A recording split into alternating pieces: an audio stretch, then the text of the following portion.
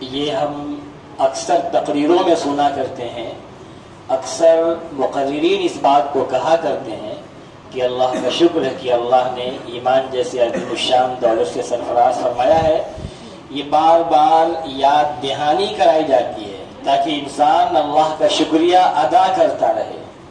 جب اللہ کا شکریہ ادا کرتا رہے گا ایمان جیسی عظیم الشان دولت پہ، تو اللہ تعالیٰ ایمان میں ترقی عطا فرمائیں گے، اس ایمان کو اور مضبوط بنائیں گے، ہمارا ایمان پختہ ہوگا، اللہ پہ اس کے رسول پہ ہمارا ایمان اور یقین اور مضبوط اور مستحکم ہوگا۔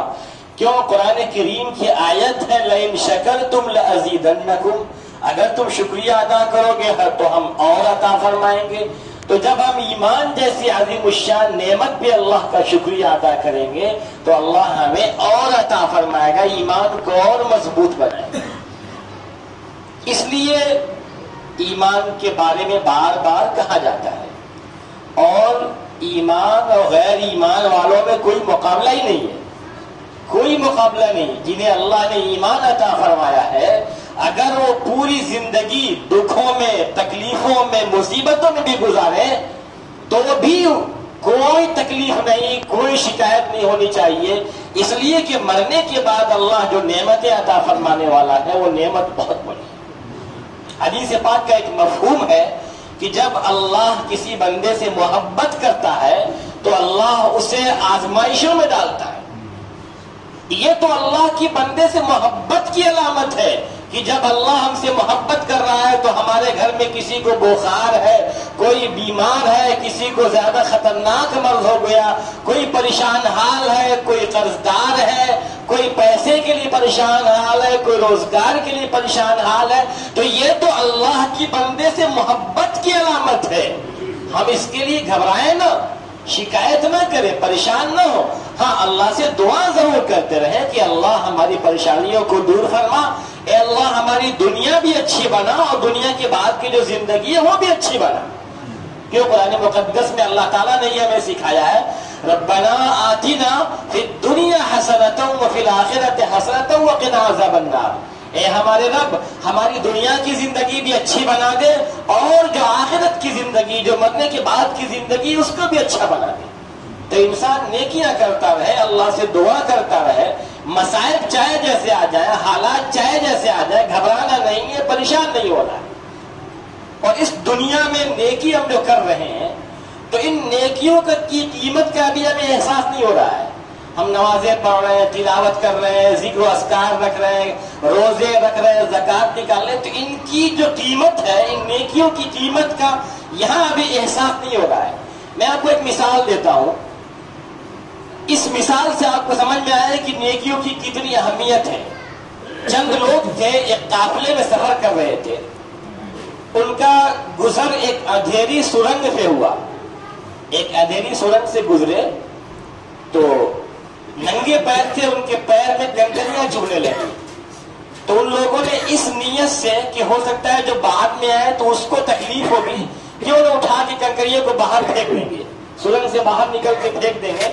ان لوگوں نے کنکریوں کو جیب میں رکھ لیا اپنے، اس نیت سے کہ باہر جا کے پھینک دیں گے، ورنہ جو بعد میں ہے انسان آئے گا تکلیف اس کو بھی ہوگی، تو ایک نیکی کا کام ہے یہ۔ اور حدیث پاک میں آتا ہے اماطۃ الاذی عن الطریق صدقۃ، کہ راستے سے تکلیف دہ چیز کا ہٹانا صدقہ ہے۔ تو جب وہ لوگ سرنگ سے باہر نکلے تو کچھ لوگ تھے جنہوں نے بہت زیادہ اٹھائی تھی کنکریاں، کچھ لوگوں نے کم اٹھائی تھی، کچھ لوگوں نے بالکل نہیں اٹھائی تھی۔ جب باہر نکل کے کافی دور جا کے دیکھا ان لوگوں نے تو دیکھا کہ وہ تو کنکری نہیں بلکہ ہیرا ہے، وہ تو ہیرے جواہرات ہیں۔ اب جن لوگوں نے بالکل نہیں اٹھایا تھا انہیں تو بہت زیادہ افسوس ہوا، جنہوں نے کم اٹھایا تھا انہیں یہ خیال ہوا کہ کاش تھوڑا اور اٹھا لیتے، جنہوں نے زیادہ اٹھایا تھا انہیں بہت زیادہ خوشی ہوئی۔ یہ مثال دنیا کی ہے۔ دنیا میں جو ہم نیکی کر رہے ہیں، جتنی زیادہ نیکی کر رہے ہیں، اس کا احساس مرنے کے بعد ہوگا، اس کا احساس ہمیں مرنے کے بعد کی زندگی میں ہوگا۔ وہاں اللہ جو نعمتیں عطا فرمائے گا، جو اللہ کی رحمت بندوں پہ نثار ہوگی، جو عیش مستی وہاں ملے گی، تو احساس ہوگا کہ اے کاش دنیا میں ہم اور نیکی کر لیتے. اللہ کے رسول صلی اللہ علیہ وآلہ وسلم کی حدیث ہے کہ جب اللہ تعالیٰ بندوں کو جنت میں نعمتیں عطا فرمائے گا، جب اللہ نوازے گا، دے گا یہ بھی لے بندہ یہ بھی لے، تو پوچھے گا بندہ اللہ تو نے مجھے سب کچھ دیا، یہ اور کیوں مل رہا ہے مجھے؟ تو رب یہ فرمائے گا میرے بندے تو نے فلاں دن دعا کیا تھا تو میں نے اس دعا کو دنیا میں قبول نہیں کیا، میں نے اس دعا کو یہاں کے لیے جمع کر لیا، اسٹور کر لیا تھا کہ اس کا بدلہ، اس دعا کا بدلہ میں تمہیں یہاں جنت میں دوں گا. تو جب نعمتیں ملنے لگے گی تو وہ بندہ کہے گا، دل میں تمنا کرے گا کہ اے کاش دنیا میں میری کوئی بھی دعا قبول نہ ہوتی، اے کاش دنیا میں میری کوئی دعا قبول نہ ہوتی، میری ساری دعاؤں کا بدلہ مجھے یہاں مرنے کے بعد ملتا. تو اس لیے انسان کبھی بھی گھبرائے نہ، کبھی اکتائے نہ دعا مانگ کے. بہت سے لوگوں کے ذہن میں خیال آتا ہے کہ یار میں تو 20 سال سے دعا کر رہا ہوں، یہ دعا ہی قبول نہیں ہو رہی ہے. پریشان نہیں ہونا ہے. دیکھیے دعا کی قبولیت کی کیٹیگری ہے.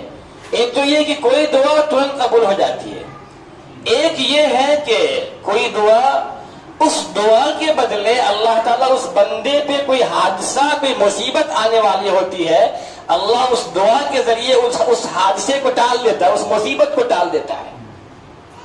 اور تیسرا یہ ہے کہ اللہ تعالیٰ سے انسان دعا کرتا ہے، اللہ اس بندے کی دعا کو اسٹور کر لیتا ہے، اس کا بدلہ مرنے کے بعد جنت ملے گا. تو یہ دعا کی قبولیت کی کیٹیگری ہے. بعض دعا ترنت قبول ہو جاتی ہے یا کچھ عرصے کے بعد قبول ہوتی ہے، اور بعض دعا کے بدلے اللہ تعالیٰ حادثات کو، بلاؤں کو، مصیبتوں کو ٹال دیتا ہے. تو اس لیے ہماری ہر دعا قبول ہوتی ہے، بس یہ کہ دعا جائز ہو، ناجائز دعا نہ ہو، حرام دعا نہ ہو، جائز دعا ہے تو ہر دعا ہماری قبول ہو رہی ہے، اور ان تمام دعاؤں پہ ہمیں ثواب بھی ملے گا. اس لیے کبھی بھی پریشان نہ ہو. ہاں ہم یہ دیکھیں کہ ہمارے جسم میں جو غذا جا رہی ہے وہ غذا حلال ہے یا حرام ہے. اگر جسم کے اندر حرام غذا جا رہی ہے تو پھر دعا تو قبول نہیں ہوگی جلدی، کیونکہ حدیث پاک کا مفہوم ہے کہ جب انسان کے پاس 1 درہم حلال کا ہو اور 1 درہم حرام کا ہو، یعنی 1 درہم سود کا اس کے پاس ہو، 1 درہم حلال کا ہو، تو 40 دن اس کی نماز قبول نہیں ہوتی ہے. تو دعا کہاں سے قبول ہوگی؟ جب 40 دن نماز نہیں قبول ہو دعا کہاں سے قبول ہوگی؟ تو ہمارے جسم میں جب حرام غذا آ جائے گی تو دعا پھر قبولیت کا معاملہ پھر بڑا گڑبڑ ہے. اس لیے انسان اپنی غذا کو درست کرے. آج لوگ شکایت کرتے ہیں کہ میری اولاد نافرمان ہے، اولاد ماں باپ کا کہنا نہیں مان رہی ہے. تو انسان ذرا غور کرے کہ ایسا تو نہیں کہ کہیں ہمارے اولاد کے جسم میں جو غذا جا رہی ہے وہ حرام طریقے سے جا رہی ہے. غور کرے انسان. ضروری نہیں کہ 100% یہ بات ہو، بسا اوقات ایسا ہو جاتا ہے. اس لیے انسان حتی الامکان پوری کوشش کرے کہ ہم حلال طریقے سے کھائیں اور ہمارے جسم میں جو غذا جائے وہ حرام غذا نہ جائے. تو اللہ تعالیٰ دعا کو قبول فرمائے گا. پریشان ہونے کی ضرورت نہیں ہے. ہاں ایمان جیسی عظیم الشان دولت سے اللہ نے سرفراز فرما دیا، یہ بہت بڑی دولت ہے، یہ معمولی دولت نہیں ہے. اور ایمان کے ساتھ ساتھ اللہ تعالیٰ نے اپنے محبوب کی امت میں پیدا فرمایا. یہ کتنا بڑا احسان ہے، کتنی بڑی بات ہے کہ اللہ نے اپنے چہیتے رسول، اپنے لاڈلے رسول، اپنے محبوب رسول کی امت میں پیدا فرمایا. اس لیے ہمیں ایمان کے بول کو، ایمان کی دعوت کو ہر جگہ پھیلانا ہے. ہم ہر جگہ دائی ہیں، جہاں بھی جائیں گے دین کے دائی ہیں، یہ ہمارا فریضہ ہے. اور انسان کی یہ کوشش ہو ایمان کو بچا کے لے کے جانا ہے، ایمان کو دنیا سے بچا کے لے کے جانا ہے. ایمان پہ ہمارا خاتمہ ہوگا، خاتمہ کا ہی اعتبار ہے. حدیث پاک میں آتا ہے انما الاعمال بالخواتیم، کہ اعمال کا اعتبار خاتمے پہ ہے، کہ انسان کی موت کس پہ آ رہی ہے. ایسا تو نہیں خدا نہ خواستہ کہ مرتے وقت زبان سے کوئی ایسا جملہ نکل گیا جس سے ایمان ہی ختم ہو گیا. اس لیے ایمان بہت بڑی شرط ہے. آپ نے نام سنا ہوگا تاتاری قوم کا. تاتاری قوم گزری ہے جو بہت جابر تھی، بہت ظلم کیا انہوں نے. عراق وغیرہ میں اسلامی سلطنت کی اینٹ سے اینٹ بجا دیا تھا ان لوگوں نے. جہاں پاتے تھے قتل عام کر دیتے تھے. لوگوں نے مثالیں دی ہیں کہ اگر کوئی یہ کہہ دے کہ پہاڑ اپنی جگہ سے ہل گیا تو مان لینا، لیکن اگر تاتاری ہار گئے، تاتاریوں کو شکست ہو گئی، اگر کوئی یہ کہہ دے تو مت ماننا. تاتاری بڑے مضبوط لوگ تھے. تاتاریوں کی حالت یہ تھی نا، مرد تو چھوڑیے، ان کی عورتوں سے لوگ کانپتے تھے. 10 12 لوگ گزرتے تھے راستے سے، تاتاری کی ایک عورت کھڑی ہوتی، رکو میں آ رہا ہوں تلوار لے کے گھر سے مارنے کے تم کو. وہ جاتی تلوار لے کے گھر سے آتی تو جو 10 12 کھڑے ہوتے اس سے لڑتے نہیں، لڑنا تو دور، اس سے درخواست کرتے کہ ذرا جلدی سے مار دیجیے گا، موت کی تکلیف نہ ہو. یہ ڈر تھا، یہ روگ پیدا ہو چکا تاتاریوں کا تھا. لیکن وہی تاتاری قوم، ان کا ایک شہزادہ کاشغر میں تیمور تغلق تھا، وہ شکار کے لیے گیا ہوا تھا. وہاں سے ایک اللہ والے شیخ جمال الدین کا گزر ہوا، اتفاق سے راستے سے بھٹک کے اس کے چراگاہ میں آ گئے. سپاہیوں نے پکڑ کے تیمور تغلق کے پاس پیش کیا اس کو. تو کہا تم کیسے آ گئے یہاں پہ؟ بولے کہ رستہ بھٹک گئے. کہا کہاں سے آ رہے ہو؟ تو بولے کہ ایران سے آ رہا ہوں. تو کہا ایرانی سے اچھے تو ہمارا کتا ہے. اس نے کہا ایرانیوں سے اچھا تو کتا ہمارا ہے. تو انہوں نے کہا کہ میں اچھا ہوں یا کتا اچھا ہے، اس کا فیصلہ تو مرنے کے بعد ہوگا. اس نے کہا یہ کیا مطلب؟ مرنے کے بعد ہوگا، تم اچھا ہو یا کتا اچھا ہے؟ تو ان کو موقع مل گیا. تھوڑی دیر میں انہوں نے مرنے کے بعد کے حالات، کے مرنے کے بعد کیا ہوگا، آخرت کا نقشہ کھینچ دیا، اس کے سامنے بیان کر دیا. تو اس کو اثر ہوا کہ یار مرنا تو ہم کو بھی ہے. تو اس نے کہا ایک کام کرو، ابھی تو میں ولی عہد ہوں، شہزادہ ہوں، جب میں بادشاہ بن جاؤں تب تم میرے پاس آنا. تو کہا ٹھیک ہے، تو کوئی خط لکھ کے دے دیجئے. تو ایک خط لکھ کر کے دے دیا. شیخ جمال الدین اپنے گھر گئے. کچھ عرصے کے بعد ان کی موت کا وقت قریب آ گیا. جب موت کا وقت قریب آیا تو انہوں نے اپنے بیٹے کو کہا کہ بیٹا یہ خط لے لو، اور جب وہ بادشاہ بن جائے تو تم اس کے پاس جانا اور یہ بات بتانا اس کو. تو ان کے بیٹے جب وہ بادشاہ بن گیا تو اس کے پاس گئے، لیکن سپاہیوں نے روک دیا. انہوں نے رات کے آخری حصے میں باہر کھڑا ہو کے زور سے اذان پکارا.